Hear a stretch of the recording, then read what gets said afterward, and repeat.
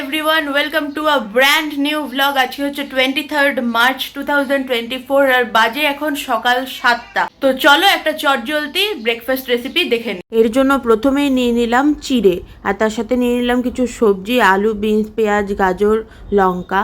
এখানে চিড়েটাকে প্রথমে ধুয়ে নিয়ে তাতে নুন হলুদ দিয়ে ভালো করে মাখিয়ে নিচ্ছি। একটু মোটা চিড়ে হলে ভালো হয়, না হলে কিন্তু গলে যাবে আর তলা পাকিয়ে যাবে, তখন কিন্তু খেতে আর ভালো লাগবে না। এরপর একে একে সবজিগুলো কেটে নেব। প্রথমে আলুটাকে লম্বা লম্বা করে পাতলা করে কুচিয়ে নিলাম, তারপরে পেঁয়াজটাকে যতটা সম্ভব পাতলা করে কেটে নিলাম, এরপরে গাজরগুলোকে টুকরো করে নিলাম, বিনসটাকে ছোট ছোট কুচি করে নিলাম, আর সবশেষে লঙ্কাটাকে কুচিয়ে নিলাম। তারপরে গ্যাসে কড়াই বসিয়ে অল্প একটু সাদা তেল দিয়ে তাতে সাদা সর্ষে আর গোটা জিরে ফোড়ন দিয়ে কেটে রাখা সবজিগুলোকে দিয়ে ভালো করে ভাজতে হবে। এই জন্যই যখন চটজলদি রেসিপি কোনো বানানো হয় তখন তাতে সবজিগুলো একদম কুচিয়ে আর পাতলা করে দিতে হয়, যাতে তাড়াতাড়ি ভাজা হয়ে যায়, সময় কম লাগে। এরপর নুন আর হলুদ দিয়ে ভালো করে নেড়ে তারপরে ঘরে ছিল ভাজা বাদাম, সেগুলো দিয়ে দিলাম। কাঁচা বাদামও দেওয়া যেতে পারে, সেই জন্য তাহলে কাঁচা বাদামগুলো আগে ভেজে নিতে হবে। তারপরে চিড়েটা দিয়ে ভালো করে মিশিয়ে নিতে হবে। মেশানো হয়ে গেলে তাতে স্বাদ মতো চিনি দিয়ে ভালো করে মিশিয়ে নেব। চিনিটা গলে গেলে সব শেষে গরম মশলা দিয়ে দিলাম। এই শাহি গরম মশলা, সানরাইজের শাহি গরম মশলাটার কিন্তু স্মেল আমার কাছে সব থেকে ভালো বলে মনে হয়।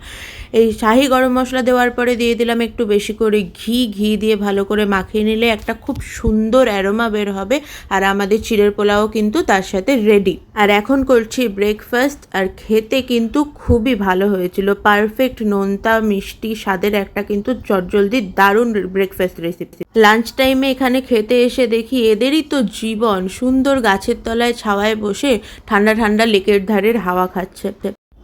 আ cat petting 3 cats and another cat is thinking what's going on with her life. যাই হোক, ওরা চিড়ের পোলাওটা টেস্ট করলো, আর টেস্ট করার পরে পল্লবীর রিভিউ ছিল কিছুটা এইরকম। সাউথ ইন্ডিয়াতে যেরকম হয় না, পুরো সাউথ ইন্ডিয়ার ওই টেস্ট। তার সাথে অঙ্কিতা নিয়েছিল এই ডিম টোস্টটা, ও খেয়ে বললো বেশ ভালোই খেতে ছিল।